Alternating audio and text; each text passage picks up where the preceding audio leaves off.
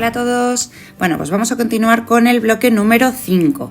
En el vídeo de hoy vamos a trabajar el epígrafe 5.3, que habla sobre el reinado de Fernando VII, las diferencias y las tensiones que va a haber entre las corrientes liberales y absolutistas en España, y además vamos a trabajar muy brevemente, pero quiero que lo metáis en vuestro tema, todo el proceso de independencia de las colonias americanas, que es en esta época cuando van a ir independizándose. Como veis en este esquema que os pongo aquí, el reinado de Fernando VII consta de 3 grandes etapas.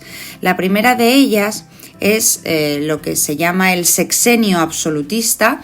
Vamos a escribirlo. Ahí lo tenemos, el sexenio absolutista o la restauración del absolutismo, que va de 1814 a 1820. Una segunda etapa es el trienio liberal, son 3 años, entre 1820 y 1823, donde se va a volver a la Constitución de Cádiz y a una tendencia liberal. Y finalmente la década ominosa es el periodo más largo, es entre 1823 y 1833, y que bueno, pues va a tener un carácter más absolutista de nuevo. Vamos a empezar entonces con la primera etapa, ese sexenio absolutista de 1814 a 1820. Bueno, después de las diferentes etapas que hemos estudiado de la Guerra de la Independencia, sabéis que al final, pues la tendencia es que el ejército francés empieza a perder batallas, hablamos de la batalla de Arapiles, y bueno, pues finalmente Napoleón tiene que abandonar España para centrarse en otros problemas que tiene en Europa. La manera de abandonar España va a ser devolverle el trono a Fernando VII. ¿Cómo? Bueno, pues a través del Tratado de Valensay en 1813. A partir de ese momento, pues Fernando VII ya puede regresar a España y va a regresar, a pesar de sus características personales, como un monarca muy deseado. De hecho, se le va a apodar Fernando VII el Deseado. Es como se le va a llamar a Fernando. Se le ve como una forma de recuperar la soberanía legítima de España, que sería el monarca, pero el pueblo siempre está pensando en un monarca que acepte la Constitución liberal de 1812 y que traiga modernidad al país. Cuando llega, sin embargo, va a encontrarse con que hay parte de la población que no está tan de acuerdo con esas ideas liberales y que no está tan de acuerdo con la Constitución de 1812. Esta gente van a ser, pues, sobre todo la nobleza, parte del clero, algunos militares, algunos campesinos que no están muy contentos porque al no tener ya el régimen señorial, en vez de pagar, digamos que en especie, tienen que pagar arrendamientos, tienen que pagar alquileres. Y también pues no están muy contentos, por ejemplo, los gremios que se habían suprimido y que para dar auge a la libertad industrial. Entonces, hay como una amalgama de personas que desean una restauración del absolutismo en España y volver al antiguo régimen. Cuando el monarca desembarque en Valencia para volver a España, se va a encontrar con que mucha gente le pide volver a ese antiguo régimen. ¿Cómo? Bueno, pues a través del manifiesto de los persas que tenéis aquí, os pongo aquí la portada, ese manifiesto, vamos a ponerlo aquí, de los persas. Este es un texto importante, lo trabajaremos en clase porque ha caído en selectividad. Ese manifiesto, por el cual pues, se dice que queremos volver al antiguo régimen, da alas al rey para declarar el decreto de Valencia, que lo tenéis aquí también. Este decreto de Valencia se establece en mayo de 1814 ya, y básicamente lo que hace es pues volver al absolutismo. Por ejemplo, vuelve la Inquisición, suprime el Consejo de Estado. Vamos a apuntarlo por aquí, ¿vale? Por aquí abajo. el Consejo de Estado era un organismo que se había creado con la Constitución de 1812 de alguna manera para controlar la figura del monarca, para controlar su poder. Bueno, pues esto lo va a eliminar y va a gobernar el rey directamente junto a lo que se va a llamar su camarilla, que son amigos del rey, que no tienen especial formación ni nada por el estilo y que gobiernan pues a golpe de mando. Lleva a cabo otras medidas como por ejemplo el cierre de universidades, restringe la libertad de imprenta, es decir, la libertad de prensa, etc. Todo esto está metido en un marco que luego explicaré un poco más, que es la época de la Restauración, ¿vale? Luego lo voy a ver un poco más. Cuando vuelve el absolutismo a España, cuando vuelve ese antiguo régimen y empieza el sexenio absolutista, pues claro, ahora va a haber represaliados. ¿Quiénes? Todos aquellos que habían apoyado el liberalismo, también aquellos que hubieran apoyado en algún momento a los franceses, a esos que se llamaban los afrancesados, que querían la ilustración y querían el progreso. Bueno, pues va a haber una represión sistemática. Mucha gente se va a tener que exiliar y otra gente pues va a ser castigada dentro del país. Esto va a dar lugar a que se produzcan numerosos pronunciamientos militares. Un pronunciamiento militar es una especie como de intento de golpe de estado para cambiar el orden de las cosas. Hay algunos muy importantes, como por ejemplo el de Lacy o el de Porlier, también el de Mina, aunque ese tiene un corte menos político, diferentes pronunciamientos. Además de esto, se junta con que, también lo explicaré después, desde que empieza la Guerra de la Independencia hay un proceso de independencia en las colonias americanas. Uno de los destacamentos que se van a enviar a América para intentar solucionar ese problema va a salir de Sevilla hacia América y allí el general Riego, Rafael Riego, que es este personaje que tenéis aquí en esta fotografía, pues este señor va a llevar a cabo un pronunciamiento contra el monarca. Ese pronunciamiento, que se produce en enero de 1820, va a durar mucho, va a durar hasta marzo, es decir, es un conato que va a empezar a tener adeptos y que se va a extender durante varios meses. Finalmente va a conseguir, todo este movimiento en contra del rey, va a conseguir que el rey vuelva a jurar la Constitución, vuelva a proclamar la Constitución de 1812 y empiece otro proceso que va a ser ese trienio liberal, ¿de acuerdo? Aquí lo veis, el rey lo va a hacer, evidentemente va a jurar la Constitución forzado, no porque él tenga la más mínima intención de mostrarse liberal ni nada por el estilo. En este mapa que tenéis aquí os dejo algunos de esos pronunciamientos importantes que tienen lugar entre 1814 y 1820 en el sexenio absolutista. El de Riego es este que tenemos aquí. Bueno, empieza por lo tanto la segunda etapa, que es el trienio liberal entre 1820 y 1823. En esta imagen que tenéis aquí, que también alguna vez ha caído en selectividad, se ve básicamente como el monarca, que estaría aquí al fondo, está jurando esa Constitución de Cádiz, ¿vale? Se vuelven a establecer unas cortes de carácter liberal, se van a hacer elecciones, se va a crear, por ejemplo, importante, una milicia nacional que va a tener como objetivo pues preservar la Constitución y preservar el liberalismo. Se llevan a cabo medidas para consolidar el final del antiguo régimen, pues abolir el régimen señorial, se llevan a cabo algunas desamortizaciones, la libertad de prensa, mejora del sistema educativo, etc. Es decir, todos los procesos de los que ya he hablado previamente y que van asociados a la Constitución de Cádiz, ¿vale?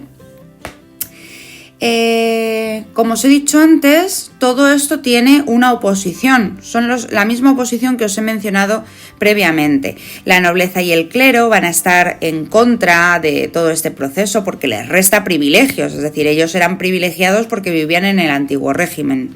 Entonces esos privilegios feudales no les gusta nada, se les expropian tierras, etc. Por lo tanto, descontentos. Y el campesinado también está descontento porque cambia su situación al eliminarse el régimen señorial, ¿vale? Y el pago de impuestos pues no les gusta. Por supuesto, vamos a tener también la posición del monarca. El monarca va a hacer uso del derecho de veto que le da la Constitución siempre que pueda, pero sobre todo va a intrigar, va a conspirar contra el gobierno liberal. Por lo tanto, muy importante. Además va a haber pues también cuestiones de tensiones internas dentro de las diferentes facciones liberales, unas más moderadas, otras más progresistas. Y entre toda esta situación, donde también hay crisis económica, la pérdida de las colonias, etc., vamos a contextualizar dónde nos estamos encontrando. Y es esta Europa que os pongo aquí de 1815, este mapa que veis aquí. Es un mapa que tiene que ver con todo el periodo de la Restauración. Voy a hacer una pequeña digresión para que lo entendamos. La Restauración es un proceso que empieza en 1814-1815, cuando se derrota definitivamente a Napoleón. Napoleón, a partir de 1815, es exiliado a la isla de Santa Elena, donde terminará su vida. La Restauración consiste en una asociación de diferentes potencias cuyo objetivo es devolver el antiguo régimen, volver al absolutismo, volver a las viejas costumbres, restringir todo lo que tenga que ver con el liberalismo, borrar del mapa todo el paso de la Revolución Francesa, de la expansión de Francia, devolver los antiguos límites a los territorios que había conquistado Napoleón. Y además, pues potenciar mucho el absolutismo, devolver a los Borbones a sus tronos, que a Napoleón les había quitado de allí, etc. Todo eso se va a hacer a través del Congreso de Viena. Eso no es necesario que os metáis mucho en vuestro tema en todo esto, pero sí que conviene que al menos os suene, aunque me extienda un poquito, ¿vale? El Congreso de Viena tiene lugar en 1815 y, bueno, pues su objetivo es todo ese que os estoy diciendo. También la solidaridad entre estas grandes potencias absolutistas. ¿De quién estamos hablando fundamentalmente? Bueno, pues estamos hablando de Prusia, estamos hablando de Rusia, estamos hablando del Imperio Austríaco, estamos hablando de Inglaterra también, que aquí va a tener una presencia importante, y estamos hablando de Francia. Quizás una de las cuestiones más interesantes es, en Francia se devuelve a los Borbones el trono, en este caso se restaura la monarquía con Luis XVIII. Luis XVIII es un hermano de Luis XVI. Luis XVI, vamos a ponerlo aquí. Ese es el que había muerto en la Revolución Francesa, y Luis XVIII, su hermano, que va a ser su sucesor, ¿vale? Luis XVII, que estaría en medio, nunca llegó a reinar y era hijo de Luis XVI y fue asesinado al final en todo este proceso revolucionario. En fin, este es el contexto en el que nos estamos moviendo en Europa.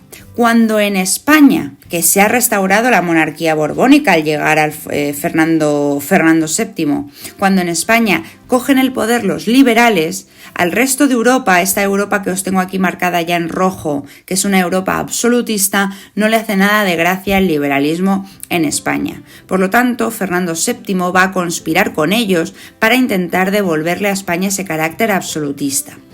Y eso lo van a conseguir. ¿Cómo?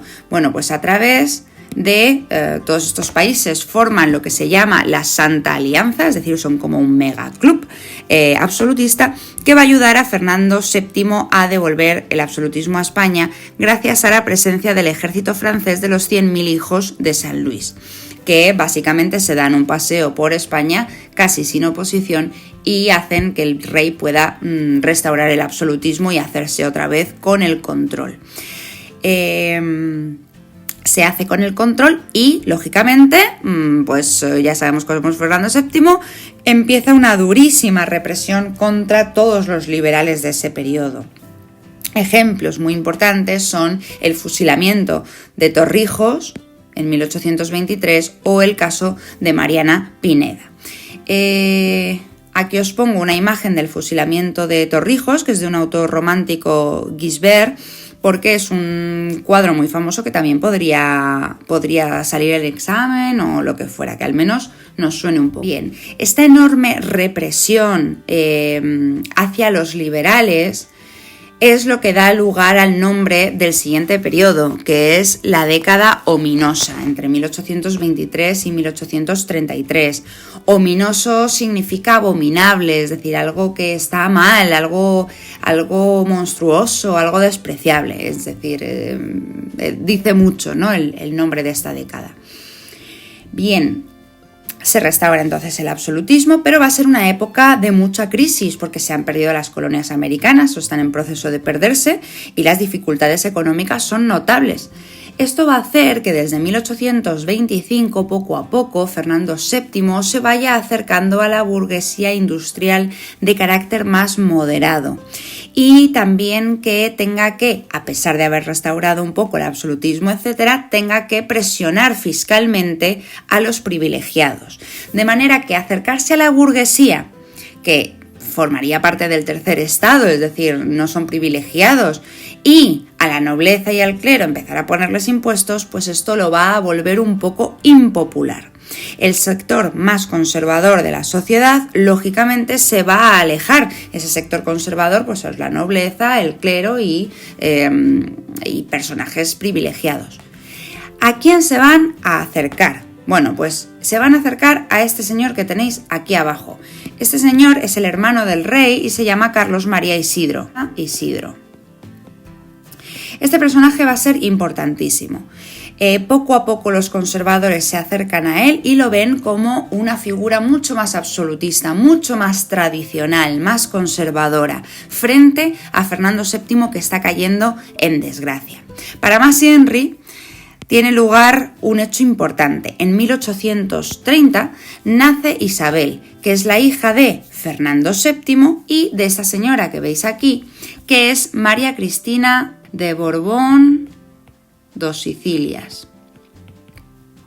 Esta señora es la esposa de Fernando VII y además su sobrina, porque es hija de una hija de Carlos IV, ¿vale? Bueno, los líos familiares ya sabéis cómo son en la historia de España, pero bueno, que sepáis que son tío y sobrina, ¿vale? Fernando VII y María Cristina. Y los dos tienen una hija en 1830 que se llama Isabel. Es su única hija, no hay un varón que asuma el trono a la muerte de Fernando, ¿vale? Como Fernando se da cuenta de que no hay visos de que vaya a tener ningún otro heredero, se ve en la obligación de cambiar la legislación. ¿Por qué? Bueno, pues porque en España hay una ley que es la ley sálica o algo parecido, es una ley de sucesión que viene desde tiempos de de Felipe V, cuando llegan los Borbones a España, importan un poco esta idea de la ley sálica. En Francia era más extrema, es decir, una mujer no puede heredar el trono de ninguna manera, y en España esa ley sálica o ley de sucesión en España lo que dice es que una mujer no puede heredar el trono siempre y cuando haya algún heredero varón, es decir, que el rey tenga o un hijo varón, que tendría prioridad, o un hermano varón o un sobrino varón, ¿de acuerdo? Si no hubiera ninguno, entonces sí podría reinar una mujer. Pero en este caso Isabel tiene un tío, ¿vale? Un hermano de Fernando VII, que es Carlos María Isidro, podría reinar. Por lo tanto, este señor, según la legislación, ahí tendría legitimidad para reinar. ¿Qué es lo que va a hacer Fernando VII? Bueno, pues promulga esa pragmática sanción. Y esa pragmática sanción, básicamente lo que hace es, en 1830, permitir que Isabel pueda reinar frente a su tío Carlos María. Desde este momento, pues claro, Fernando VII se había ido acercando a posiciones burguesas, industriales moderadas, y su hija se va a asociar también un poco a esa idea un poco de corte más liberal, frente a Carlos María Isidro, que siempre va a representar el tradicionalismo y lo conservador. Bien, cuando muere el rey en 1833, María Cristina se va a convertir en regente y sigue acercándose a los liberales, sigue acercándose a la burguesía, sigue acercándose a los moderados para intentar recabar apoyos para su hija, porque su hija al final la van a apoyar los liberales. Por lo tanto, pues va a hacer determinadas medidas, por ejemplo, una gran amnistía. La amnistía lo que hace es permitir que muchos exiliados liberales que habían tenido que huir de su marido pudieran volver a España y apoyar a la joven Isabel, ¿de acuerdo? Cuando todo esto ocurre, Carlos María Isidro lo que va a hacer es proclamarse rey, enfrentándose por lo tanto a su sobrina. Y esto va a dar lugar al inicio de la Primera Guerra Carlista, de la que hablaré en el siguiente epígrafe. Tenemos que introducir todo el tema de la pérdida de las colonias americanas. Durante todo el proceso que os acabo de contar, todo ese reinado de Fernando VII e incluso antes, ya desde la Guerra de la Independencia, es cuando tendría lugar todo este proceso del que vamos a hablar ahora. Por lo tanto, va como en paralelo, aunque yo lo explique al final y vosotros, lo lógico también sería que lo explicaseis al final de vuestro tema de forma aparte. Yo creo que tendría más sentido y sería más lógico para vosotros, ¿vale? Y más sencillo de redactar todo. Bien. Desde que empieza la Guerra de la Independencia en España, en 1808, empieza todo un movimiento de emancipación en las colonias americanas.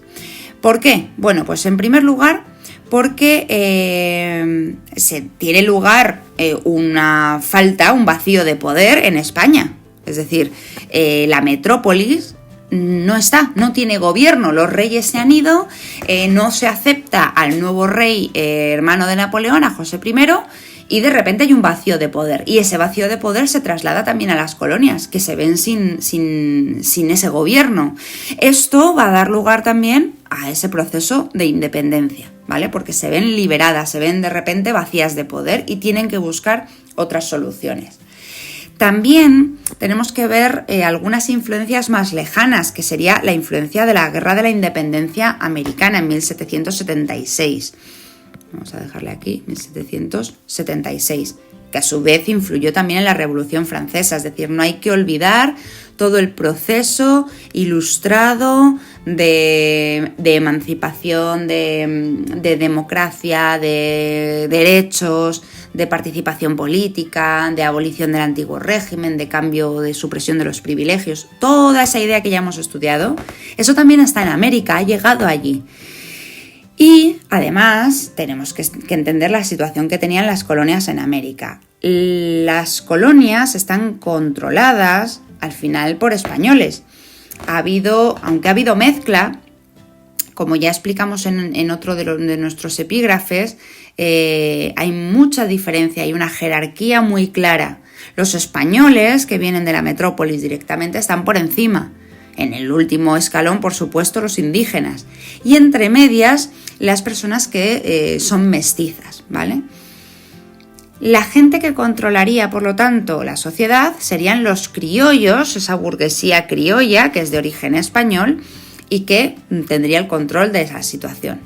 Sin embargo, esa burguesía criolla, a pesar de ser española, no se ve representada en la metrópolis. Esto había ocurrido también en las colonias americanas, por eso se independizan, porque no se ven representadas en el Parlamento inglés. Las colonias americanas, esa burguesía criolla, considera que no tiene un poder real, que no interviene en la economía española, se sienten explotados, sienten por ejemplo, que están sobrecargados de impuestos, sienten que América está nutriendo a una España que no sabe salir adelante de manera injusta, no se le está recompensando en función de todo el material todas esas materias primas que están llevando a España. Entonces, todo esto hace que haya una tensión y haya un descontento. Cuando se produce esta coyuntura histórica, un vacío de poder, los reyes no están, se crean las Cortes de Cádiz y se crea toda una tendencia liberal en la metrópolis, eso se expande como si fuese fuego por toda América, y la idea liberal y la idea de emanciparse, es decir, de hacerse mayor, de desligarse de la metrópolis, cuaja, ¿vale? Entonces hay que entender todo eso. No tenían unas buenas condiciones y las ideas liberales están presentes. Entonces, el proceso de independencia, esto es un proceso muy largo, muy complejo y es casi ridículo lo mucho que lo tengo que resumir. Pero bueno, para vuestro temario yo creo que va a ser lo más sencillo que os lo ponga tan resumidito, ¿vale? El proceso lo podríamos dividir como en dos grandes etapas. La primera, como veis, tiene lugar durante toda la Guerra de la Independencia, entre 1808 y 1814. Las colonias no aceptan el vacío de poder y la llegada de José I, y al igual que había pasado en España, donde se había creado la Junta Central Suprema y había asumido ese vacío de poder, pues en América va a empezar a pasar eso, se van a crear como juntas, ¿vale? Juntas que lo que van a hacer es no sumarse a la de España, sino declarar su independencia. El primer gran hito que deberíais marcar sería la independencia de Paraguay, que se produce en 1811, ¿vale? Va a ser el primer país, aquí vamos a señalarlo aquí en el mapa también, vamos a ir poniéndolos en rojo, ¿vale? La independencia de Paraguay en 1811. La segunda etapa ya tiene lugar en tiempos ya de Fernando VII. Como veis, durante el sexenio absolutista y el trienio liberal. Cuando vuelve Fernando VII, a lo mejor, no sé, podría haber llevado a cabo ciertas políticas con América y hubiera parado ese proceso de emancipación americana, de independencia de las colonias, pero desde luego su posición es muy brusca frente a esa solución liberal que se han dado a sí mismas las colonias. Lo que va a hacer Fernando VII pues es represión, ¿vale? E intentar reconquistar como todos esos territorios y enfrentarse en guerras, son los realistas frente a los emancipados o los que se quieren independizar, y va a haber pues mucha batalla por ahí. Esto da auge en realidad a la emancipación de las colonias y empieza a haber una sucesión de independencias.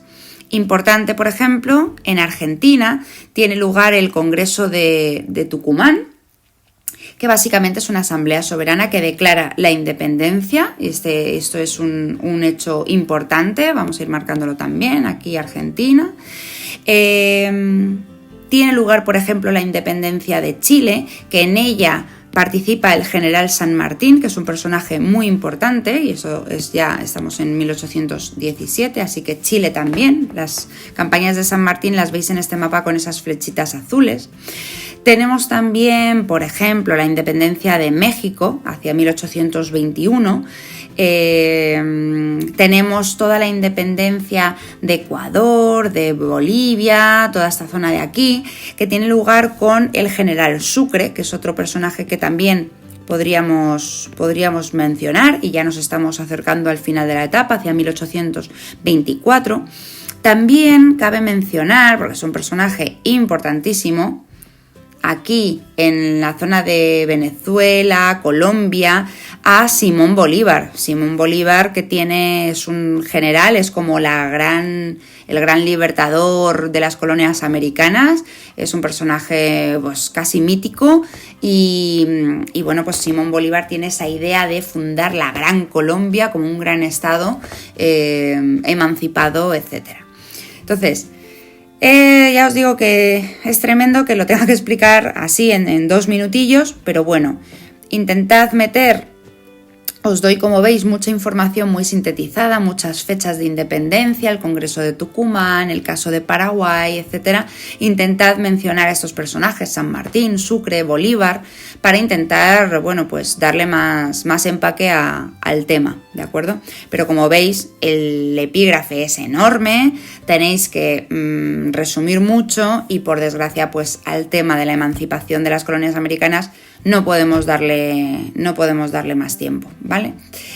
Bueno, siento el vídeo tan largo, es un epígrafe yo creo que interesante. Muchas gracias por escucharme y nada, espero que lo hayáis entendido súper bien. Hasta luego.